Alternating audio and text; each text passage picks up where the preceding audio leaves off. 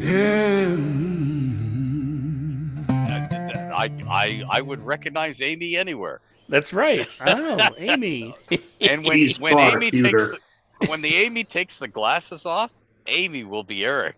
There, Eric. Oh, where'd you come from? It's the reveal. We're waiting on. Oh yeah, BJ's on her way now. So Seriously, I desperately needed tea yeah, no worries. I desperately I needed understand. bourbon, so that's what I in my did. precious Goodness. tea party mug.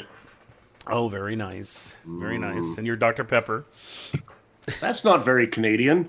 Well, yeah. That's way more Texan. We have the in bottle and the out bottle. Yeah. And got halfway through. Hi. We're telling war stories. You were telling war stories in the snow, so. Yeah. Well, I happen to be in the middle of the winter wonderland right now. So I'm not. I'm in Florida. Oh, well, that must be nice. It's nice No, and it's not. warm there. It got Where 30 they have degrees foot-long last night. bugs. 30 degrees. It was -4 this morning, sir. -4. No human being should have to be out in that. Minus 32, said the Canadian. I know. That's why I grow this. It's Clearly a it's throat needed. warmer. That's so warmer. That's hilarious. Clearly neat. So BJ, Yeah, they told me apparently sorry. I'm torpedoing you. This is Eric Mingy, Oh, hello. Hello. and we had talked about the other day, and I invited him on Yeah. the show as well, and I should have told you he was going to be here. So It's fine. I'm always happy. The more the merrier. The more the merrier. Eternal shame. Do Absolutely. not let him weasel out this I- easily. It's okay because I am late because he said 7 and he specifically said Eastern. Okay, this is not his fault. But I just put it in my calendar at 7 and I'm not on Eastern time. So no, you're on Central Time. I thought I wasn't due to be here for like 45 minutes. And so I didn't really have myself or anything else prepared. And then also I came into the office in a hurry, but it doesn't seem like I did since it's been 25 minutes. But turns out I forgot to charge 3 of my headphones and I had to go hunt up like 4 different Simple headset. Okay. Just Basically, it's a very casual show. We're going to talk about you. You're the star here. Yay, what gave me that honor? I really didn't know. I was just like, yeah, sure. Because you You are need a short straw. you are all the threats. You publish, you write, you design. You do sing, you all dance. the stuff. Yeah. I do sing and I do dance. It's true. Well, there you go. See, you're a I quadruple am a threat. bard. I am a bard. I have always been. Cool. Well, there you go. So BJ, you and I met inadvertently, not really in person, but you had given away a room a few years back. You had a room at Gen Con, and you said the first person to reply can get it, and I was like, me. Yes, I do remember that. That's Yeah. right. That's right. Yeah. And I think I've met Ed several times. I've known him forever and ever. I looked this morning trying to just figure out even like our Facebook friend list is 16 years old. So we've been friends on Facebook for 16 years. But I didn't see you for the longest time. You didn't go out for years. So No, I was looking after my wife as she looking died, after your so- wife. Yeah, yeah. I knew. didn't And I travel. had heard. I'm sorry. I was Yeah. sorry to hear it. Nah, yeah, me too. but, Sure you were. but no, I stupidly promised her that I would not leave her alone overnight. And what that meant was I could only make it to conventions. That by Yeah. driving through the night, I could get home. It might be 2 or 3 in the morning, but I But come you'd still be bustling home. into the bedroom and say, "Hi, honey, I'm home." Yeah. I'll come out and I'll be like, all right, I'm awake. And I don't know whether my children have a death wish and perhaps my husband too, but despite all the years that they've all been on this planet, they still try to ask me questions 30 seconds after I've been awake. And like they think they're going to get a happier response at any point. And I have never been an ask me. I'm like, do you really need this answer right now? Do you want me to focus my attention on you right now? Are you sure about that? Think No, this no. through. BJ. If they're males of the species, it's like, ask are. her now. Her resistance will be low. Ask her now. Ask Is her that now, what that's it is? right, That's that's yes. right. Well, I've got 5 sons and a husband, so that's probably fair. Yep. Wow. I stopped at 2 kids. Well, Now- we've got 6 in total. Eventually, there's a girl in there. She's the youngest. She's 16. Oh, she'll be 16 soon. She's 15 now. Right. So, And how did that happen? Well, Ed, I don't think it's appropriate for me to tell you in a recorded scenario. No, You don't know by now. I just mean, how did she get to be 15? Were you like, was your back turned? Were you in the bathroom? God, How did all that? I blinked. Do you know my oldest son will be 30 in May, and my grandson is Mine will 7, be 30 about in to July. be 8. Yeah. Isn't that wild? When did that happen to all of us? My I'd like to granddaughter file a just turned complaint. 9. My first granddaughter turned 9. My other granddaughter turned 4. And my oldest son is almost, he'll be 30 in July. My youngest will be 27 tomorrow. As a matter of Oh, fact. happy birthday to him. That's the age of my granddaughter, 27. Oh my goodness. My goodness. Wow. Hey, Eric, I how old are don't- your kids? She's upstairs. Oh. They have no school this week, so she's getting My very well daughter's out acquainted with her too. phone. Yeah. And she is also 15, about to go to 16. Mine's playing Stardew Valley right now. That's what she's doing with her time off from school. She's gotten back into Stardew Valley. Why are they So. off from school? The snow? Snow. Snow, yeah, we got like a foot and a half of snow here, and it was, I don't know. When I was a kid, they just sent us to school anyway. And when my boys Bingo. were younger, they walked down the driveway. The bus driver would call me when they were little and be like, "Your driveway's covered in ice. We're not coming down there. You need to get him to the top of the hill. We'll meet him at the highway." Yep. Yep. Off for anything. It's wild. It's wild. Sounds so Wow. familiar. Florida controls the temperature in our schools too. So we're in Indiana, so that seems wild to me. But Yep. Happens up here too. Yeah. Isn't that Some just guy in weird? Florida has the thermostat. You're going, yes, what? yeah. Well, You're Well, if like, that's the case, I would have turned it up, believe me, because I had to turn my heater on. So, You see, what they do up here is we've canceled the buses because it's too dangerous, but school's still open. Your So you school's gotta still get open. your You're gonna kid take there. your kids. Yeah. So some farmer fires up his tractor and goes, you, There you go. Nobody else can stand on the traces of the tractor. And then he drives through the blizzard to the school and he says, here's another 3. That's And then the amazing. school says, you'll be back to pick them up at 3. And he, Maybe we'll think about it. Call me and let me know how well they did. Right? I got my truck out. That's what I do. I drive a Black Ops F-150, so it'll go anywhere in this. It doesn't make any difference. I love my truck. Her name is Hella. yeah, I saw it when you bought it. Actually, I saw it online. okay, when you Yeah. say Black Ops, you mean the model. You don't mean a real Black Ops. Oh no, it's a Black Ops Special Edition. So they made like Yeah, yeah. 500 of them, and it's just it says Black Ops on the Yeah, grill, yeah. and it's lifted off the ground. It's really cool. It's Has a machine gun turret. It has Yeah. bulletproof It's not quite that good. It's windows. not quite that cool, but yeah, I did get it out to take the kid to the dentist this morning, and it was funny because he's in college and he goes to the local college here, and they're open. Campus is open. Yeah. So you need to slip and slide yourself to college, but all the schools and high schools and middle schools and elementaries are closed. He didn't go anyway. He had a dentist appointment at 9:30 this morning for a cleaning, and he used that doctor's note to get out the rest of the day.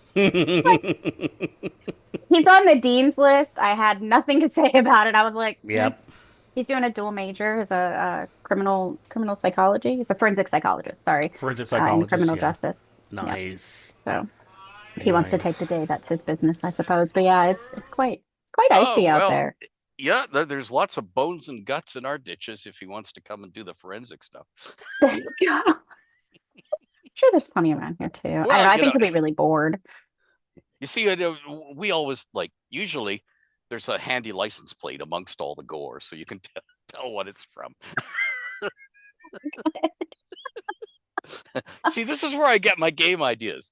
Now fair. there's a board game, and you've got these little battered license plates, and you go around. Oh my gosh, that's what. Do you know? Seriously, you can make some adventure ideas or board game ideas out of everything. I must have. My spouse is always like, "Oh, you should make that," and I'm like, "You don't understand. I must have 9 new ideas in a day. If I made all of them, I'd never get anything done. And it's not even possible to make them all. I wait until one has bothered me long enough, and I'm like, well, it's bothered me long enough. My brain's not going to let it go, and I make that one. That's the only way I manage it.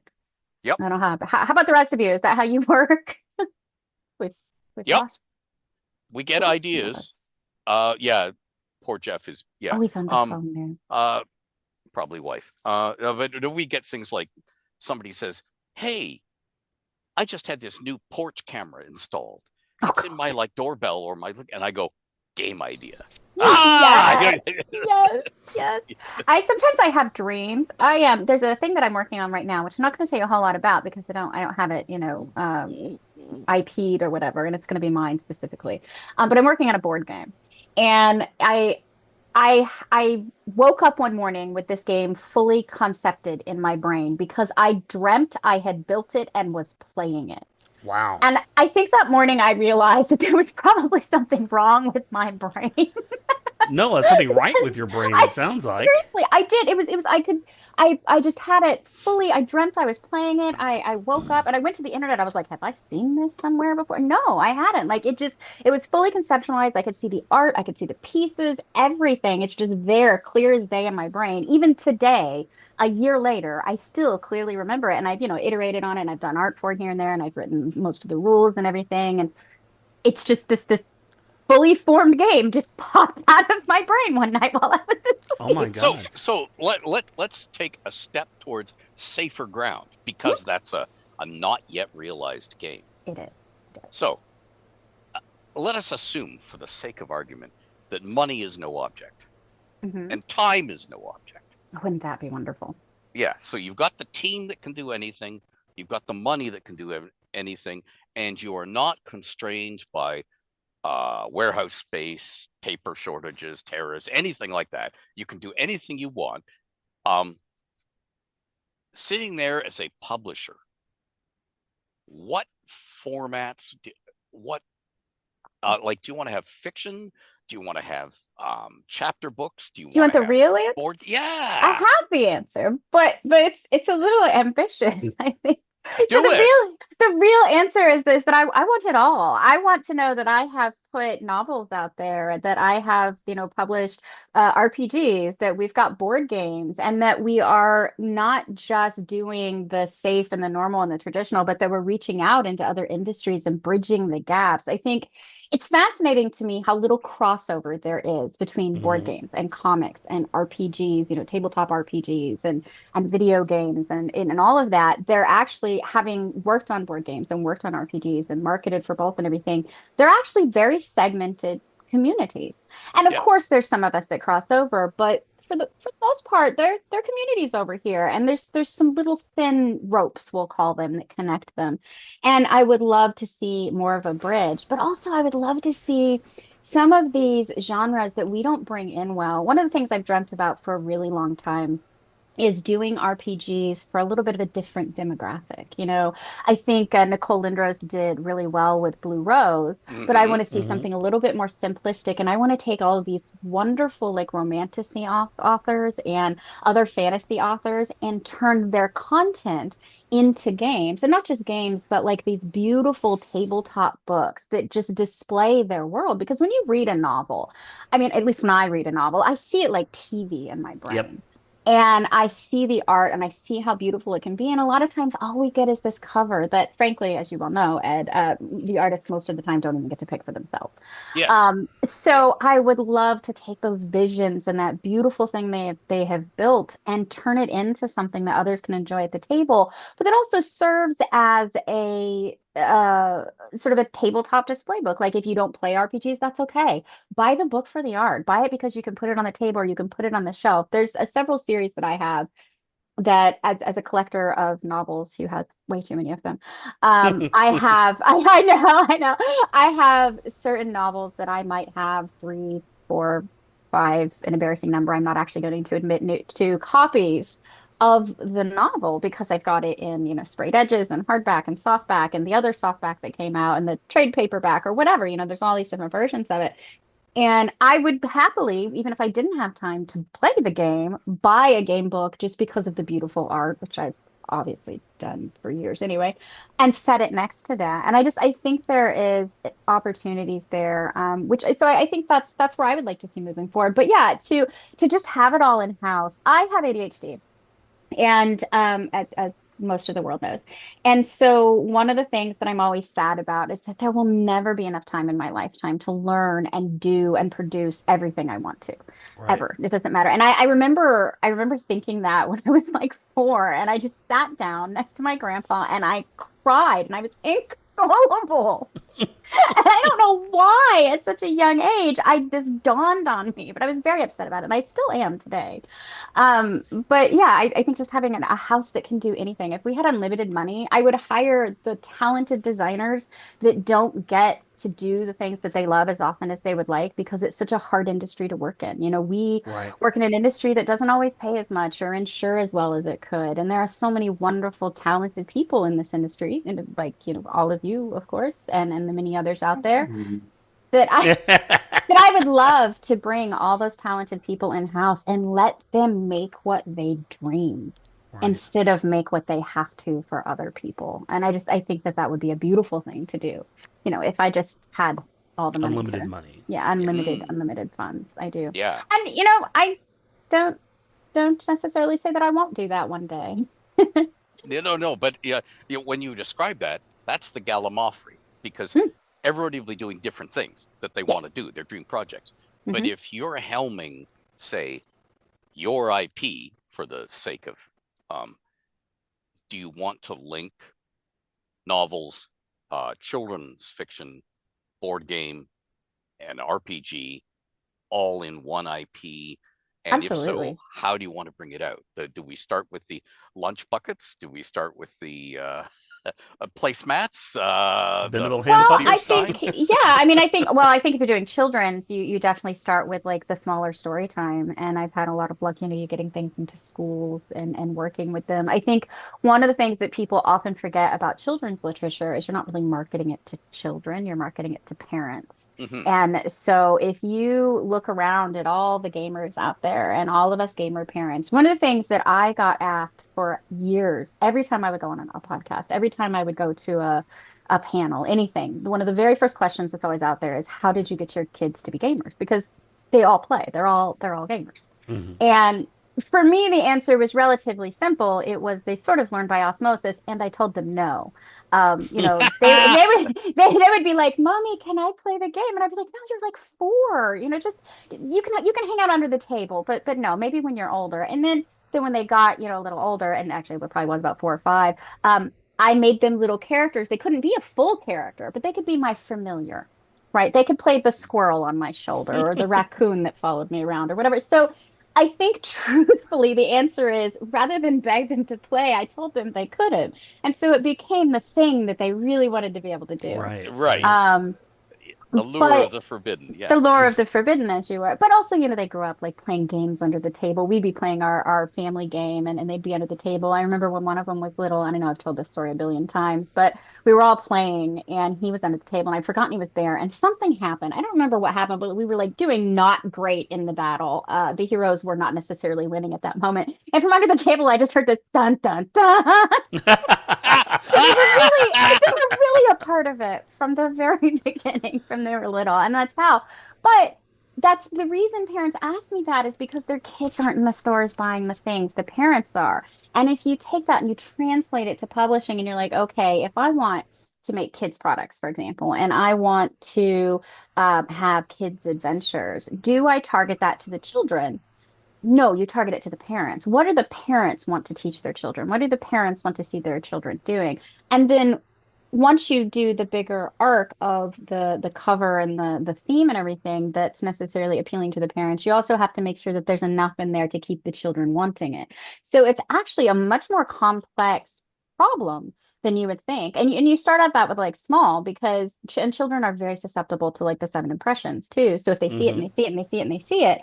So really starting out small and doing like picture books or doing like small adventures or something like that and expanding from there and from there and from there is a great way to go about it. But I think whether you're talking about children's literature or adult literature or any of that, almost anything in the fantasy genre can become a game, whether it's a board game or a tabletop role-playing game or a card game. You can always iterate it and turn it into something, and that's the fun part. And I Hmm. think that if you build a fan base and you build your grassroots, you'll be able to always add those other things. Like you can't do them all at once. You have to start out a product at a time. You don't just go, well, and here's a board game and a this and a that and everything else. I mean, I don't know, maybe if you have billions of dollars, but you do need to build a grassroots base. And so I would say to anybody who's starting out who doesn't have a lot of money and they want to build up to all that, to start with something small, start with supplements. start with little things to start building their world and getting people engaged in it. And that way they're not just trying to throw a giant book out there all at once. You know, they have to have it and build their community a little bit. And then as you build it, you add more things in and you add more things in until you've gotten your supplements and your big core book and then maybe your board game and then some novels. I think novels, I will say that traditional wisdom says novels have to come last and leave it at that. I do think there are very many ways to do novels first. Yep. I mean, I am working on the Dungeon Crawler Carl RPG right now. So Okay. obviously Yeah. there are many ways that it can go. So if you've got a big enough name, you can also take that and license IP. But Oh yeah, there's a lot of different ways to do things. I remember my father walking into my room and looking at the glossy, then brand new hardcovers, the D&D hardcovers, the original Monster Manual, Player's Handbook. DMG wasn't out yet then. And he picked them up and he leafed through them and said, "Huh, who did this?" And I explained, and he goes, "Guy's an idiot. You'll lose your shirt." Because he was looking at the expense of the books. Yeah. And he was thinking, and of course it set the standard for the industry. And of course, from my father's point of view, is you guys are crazy. You're going to lose your shirt. You should start with this other format, you know? Yeah. Right. And of course, I just think there's so many ways to do it, really. Sure. Yeah. But from Gary's point of view, no, I got to put this in. I got to put this in. I got to put this in as a designer, and then okay, this is the format I can stuff them all into and give it to gamers, you know, rather than okay, what's the return on investment for this, you know?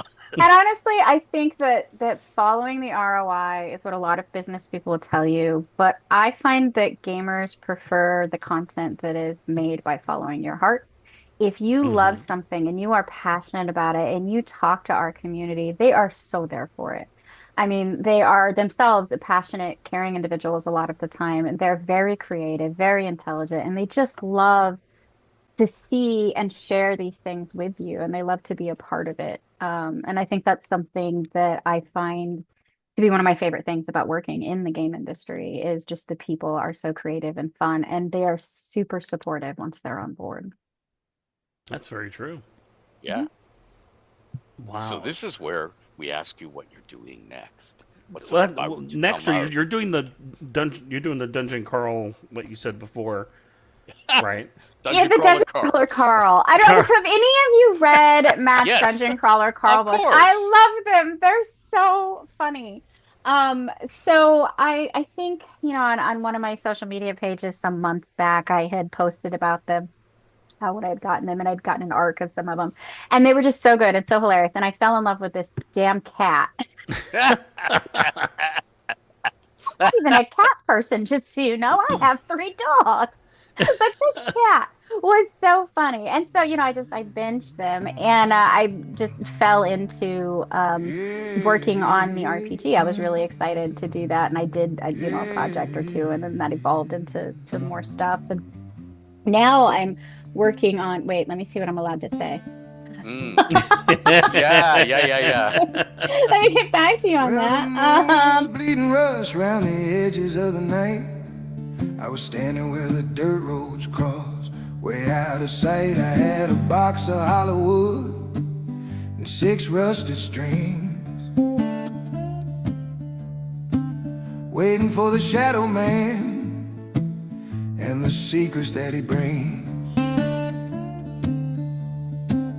I didn't have no silver, didn't have no gold, just a heavy-hearted hunger and a weary, dusty soul down at the crossroads where the wind don't blow, waiting for the man who's got nowhere to go. He'll tune your black heart to a lonesome sound,